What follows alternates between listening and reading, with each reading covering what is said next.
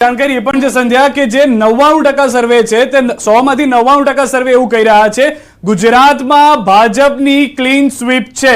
કદાચ એક સર્વે બાકી હોઈ શકે, પરંતુ મોટા ભાગના એક્ઝિટ પોલમાં ગુજરાતમાં ભાજપને ફાયદો થઈ રહ્યો છે અને એ વાત સ્પષ્ટ છે અહીંયા આગળ કે 26 બેઠક ગુજરાતની જે છે તે ભાજપના ફાળે જઈ રહી છે. કોંગ્રેસ ફરી એક વખત 10 વર્ષની જે પરિસ્થિતિ રહી લોકસભાની, ખાતું ન ખોલાવી શકી, તે હજી પણ આવનાર 5 વર્ષ માટે સહન કરવી પડી શકે તેવી પરિસ્થિતિ આ સર્વે કહી રહ્યા છે. ભાજપની ક્લીન સ્વીપ ઇન્ડિયા ગઠબંધનની ગુજરાતની અંદર સંધ્યા જોવા મળી રહી છે. કદાચ 5 લાખ વાળો આપનો જે સવાલ છે એ હજી અહીંયા આગળ સ્પષ્ટ નહીં થાય, એ કદાચ એ દિવસે જ ક્લિયર થશે, પરંતુ એ વાત સ્પષ્ટ છે. કારણ કે જે સામે હતા એની સાથે રહીને તેઓ ચૂંટણી લડ્યા, પરંતુ તેમ છતાં પણ અત્યારે જે એક્ઝિટ પોલ, હું ફરી એક વાત કહી રહી છું, એક્ઝિટ પોલના અત્યારે આંકડા જે સામે આવી રહ્યા છે તેમાં ન તો કોંગ્રેસને એવી કોઈ સીટ, કારણ કે જે આપી દીધી હતી 2 સીટ આમ આદમી પાર્ટીને, તો એ રીતે પણ ત્યાં પણ એ ખાતું અહીંયા ખોલાવતા જોવા નથી મળી રહ્યા. એટલે અહીંયા મોટી વાત એ છે કે ફરી એક વખત, છેલ્લા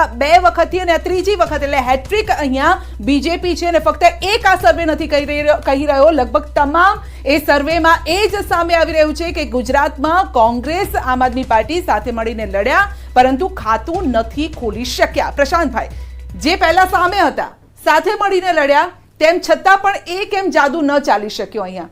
એટલે સાથે લડવામાં 2 વસ્તુ હતી કે નો ડાઉટ આમ આદમી પાર્ટી 2 સીટ ઉપર લડ્યું ગઠબંધન કર્યા પછી, પણ જે ઓવરઓલ ગુજરાતના વિધાનસભામાં જે વોટ શેર એમણે ઉભો કર્યો અને અહીંયા 2 સીટમાં સિમેટાઈ ગયા, એટલે 2 સીટમાં એમણે સમાધાન કર્યું, એની અસર બંને બાજુ હતી. આજે ઘણા બધા પૂછે કે ભરૂચમાં કેમ ના જીતી શકે, એટલે મેં કીધું ભરૂચમાં જીતે તો કોંગ્રેસ કાયમ માટે બહાર નીકળી જાય, કારણ કે ત્યાં એ પછી અસ્તિત્વની લડાઈ ઉપર આવીને અટકી જાય જંગ.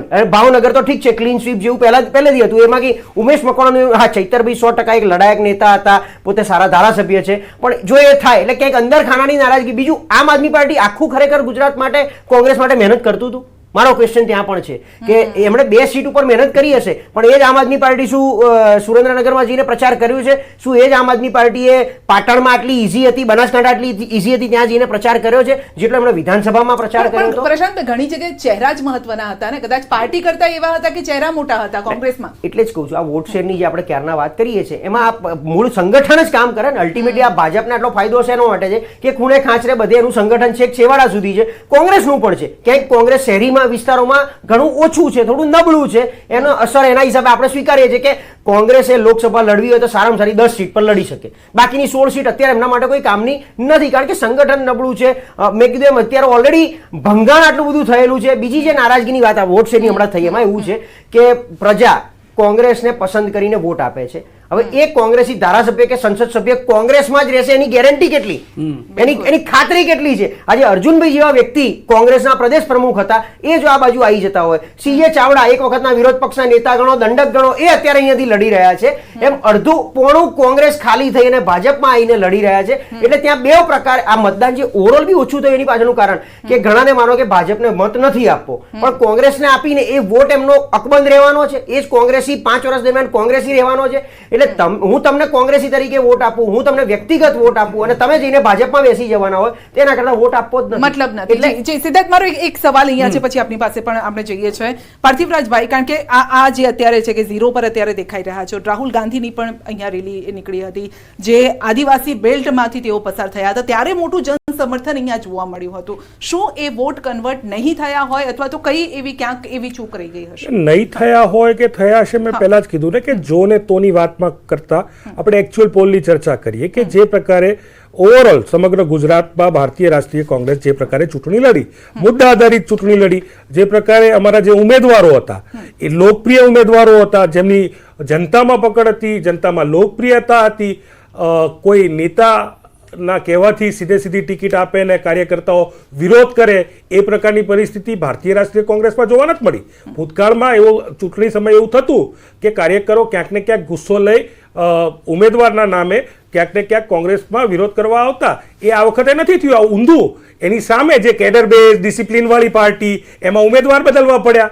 જે પ્રકારે રેલીઓ કાઢી હિંમતનગર, સાબરકાંઠા, અને સાબરકાંઠામાં જોઈ તમારા કોંગ્રેસના ત્યાં ગયા એટલે વાસણ ત્યાં ખખડવા માટે આ સવાલ તો અમે કર્યો. કદાચ બીજેપીના પણ જે કાર્યકર્તાઓ હશે એમને પણ ચિંતા હશે કે ક્યાં સુધી ગાભા મારવા, એટલે એની પણ એક લિમિટ આવી હશે.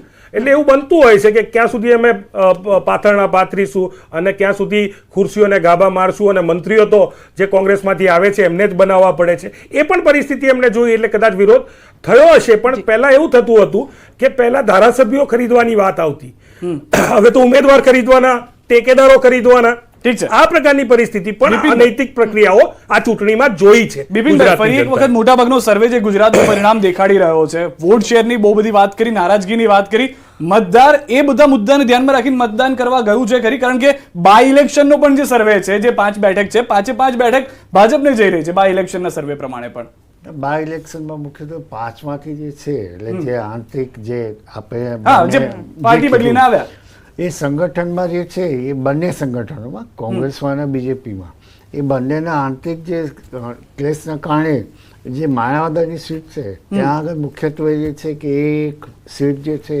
એ બહુ ડામાડોળ છે અને એમાં ભલે સર્વે આવ્યા છે પરંતુ એ જ્યારે ચોથી તારીખે આપને ખબર પડશે તો 4-1 હોઈ શકે. કે એટલે ત્યાં તો આરોપ પણ લાગ્યો હતો કે પક્ષ પલટો કરીને ગયા અને એમણે જ પાછો ફરી એક વખત જાણે અંદર ખાને પક્ષ પલટો કરી લીધો હોય, કોંગ્રેસને હેલ્પ કરી હોય, એ પ્રકારના આરોપ પણ એ લાગ્યા. જવાહર ચાવડા જવાહરલાલ એ બધા જે હતા એ એટલે એ મુખ્યત્વે કન્વર્ઝન કેટલું થયું, કોંગ્રેસમાં ગયું કે બીજેપીમાં વોટિંગ થયું, એ વાસ્તવમાં આપણે જ્યારે જોઈએ રિઝલ્ટ આવે ત્યારે જ એની ખબર પડે. પણ એ મુખ્યત્વે સીટ હોટ સીટ કોંગ્રેસ માટે કહી શકાય કે ભાઈ કોંગ્રેસ માટે પ્લસ પોઈન્ટ રહી શકે એવું લાગી શકે. પાર્થિવરાજભાઈ, માણાવદર છે. ચોક્કસપણે અમે કહીએ છીએ કે મોટાભાગની જે પણ બેઠકો જે બાય ઇલેક્શનની હતી એ મોટાભાગની બેઠકો ભારતીય રાષ્ટ્રીય કોંગ્રેસ જીતશે. જે પ્રજા જોડે દ્રોહ થયો છે, જે ત્યાંની જનતા જોડે દ્રોહ થયો છે, પાર્ટી જોડે દ્રોહ થયો છે, એનો જવાબનું આપવાનું કામ એ 5 વિધાનસભાના મતદારો કરવાના છે. પ્રશાંત, અહીંયા મોટી વાત એ પણ હતી, કેમ કે આપ આવે પહેલા પણ ચર્ચા થઈ હતી, હંમેશા એ મહત્વનો મુદ્દો રહ્યો જ્યારે મતદાન કરવા સામાન્ય નાગરિક ગયો ત્યારે કે અમારે વોટ એક પીએમ ને જોઈને આપવાનો છે અથવા પીએમ કેન્ડિડેટને જોઈને આપવાનો છે. લોકો કદાચ ત્યાં આગળ એ સ્પષ્ટ ચિત્ર બનાવી ચૂક્યા હતા અને એ જ ગુજરાતનું સર્વેનું રિઝલ્ટ કદાચ બતાવી રહ્યું છે. એટલે ઓવરઓલ ગુજરાત અને દેશના પરિપ્રેક્ષમાં અને ખુદ મોદી સાહેબનો પ્રચાર પણ એવો જ છે કે તમે ઉમેદવાર સામે ના જુઓ, તમે મોદી સામે જુઓ, તમે કમળનું બટન દબાવો. એટલે 2019માં પણ એમણે આ જ વાત કરી હતી કે કમળનું બટન દબાવો એટલે સીધો વોટ મારા ખેમામાં આવી જશે. એટલે એ અને આખી આ દેશની ચૂંટણી હતી. એટલે કોંગ્રેસે કદાચ ઇન્ડિયાએ ના કરી શકે એવું એ પ્રમાણેનું કદાચ ઇન્ડિયાનો ચહેરો બી બહુ સ્પષ્ટ નહોતો પહેલા દિવસથી. અને હું કહું છું ને, ઇન્ડિયા ગઠબંધન બન્યું ને ત્યારે આખા દેશમાં એક ખરેખર એક હડકંપ આવ્યો હતો કે નહીં આખું ગઠબંધન બન્યું, બધા પક્ષો એક થયા. પણ પછી એમણે સીટ શેરિંગ અને મિટિંગો જ ઘડીક બેંગ્લોર, ઘડીક બોમ્બે, ઘડીક કલકત્તા, ઘડીક દિલ્હી, બધી મિટિંગો કરી. પણ એમણે જાહેરમાં ભેગા થઈને એક રેલી કરી મને બતાવો આટલા ટાઈમ. 2023માં ગઠબંધન બને છે, એ દિવસે નામ આપવામાં આવે છે. એ પછી એમણે આ લક્ષી એટલે જેને કહેવાય જનતા લક્ષી એક રેલી કરી હોય, એક સભા કોમન કરી હોય તો બતાવો કે ભાઈ અમે આ રીતે 273 પહોંચવા માંગીએ છીએ, અમે મોંઘવારીને આ રીતે નાબૂદ કરીશું, અમે મોંઘવારી બેરોજગારી 100% દેશનો મોટો મુદ્દો છે અને ભાજપ સદંતર નિષ્ફળ નીવડ્યું છે. એમાં એને પેલી શક્યું નથી, એને 100% ખાડી શક્યું નથી. પણ એની સામે એમણે કોઈ રોડમેપ નથી આપ્યો કે બેરોજગારી અમે આ રીતે દૂર કરશું, મોંઘવારીને આ રીતે કંટ્રોલ કરીશું. દેશની અત્યારે જે પરિસ્થિતિ ચાલી રહી છે કે 80 કરોડને જો આમ અનાજ આપવું પડતું હોય તો દેશ ક્યાં છે, આ જે રોડમેપ આપવો પડે એ ઇન્ડિયા ગઠબંધન ચહેરા સાથે આપવામાં નિષ્ફળ નીવડ્યું. અને ક્યાંક ને ક્યાંક ચહેરો પણ મહત્વનો હોય છે, એટલે લોકો ચહેરો માંગતા હોય છે. ઉમેરીશ કે જેમ મોદી સાહેબે 70 દિવસમાં જો 200 રેલી કરી હોય, બિલકુલ 200 રેલી કરીને એમને પોતાનો એજન્ડા જે છે એ ગ્રાસરૂટ એટલે કે લોકો સુધી વોટર સુધી પહોંચાડ્યો હોય તો એની ઇમ્પેક્ટ શ્યોર પડે. કારણ કે એક જ ચહેરો હતો, એક જ એજન્ડા હતો એમનો. ડેવલપમેન્ટની સાથે સાથે એમને જે છે ઘણા બધા ચેન્જીસ આવ્યા, કેમ કે બંધારણને જે છે બંધારણનો મુદ્દો આવ્યો, મુસ્લિમ આરક્ષણનો આવ્યો. એટલે એ તમામ જે મુદ્દાઓના આધારિત જે છે એ સમયની સાથે વિસ્તાર પ્રમાણે બધા બદલાયા છે અને એમને લોકો સુધી વોટર સુધી પહોંચવાનો પ્રયત્ન કર્યો. જ્યારે બીજી બાજુ જે છે કે ઇન્ડિયા ગઠબંધનમાં જે વેસ્ટ બેંગાલ છે એટલે અલગ અલગ જે છે એ લોકલ પાર્ટી છે, લોકલ પોતાના વિસ્તાર પૂરતું જ કામ કર્યું. એના કારણે જે એની ઇમ્પેક્ટો જે બીજા રાજ્યોમાં આવી જોઈએ એ દેખાઈ આવતી નથી.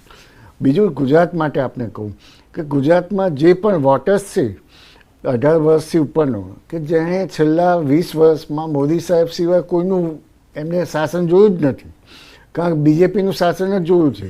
એટલે મને ચોક્કસપણે કહું કે એમના મગજમાં યુવાનો, મુખ્યત્વે યુવા વર્ગ કે એ મુખ્યત્વે બીજેપી તરફથી જ એ આકર્ષિત જાય છે.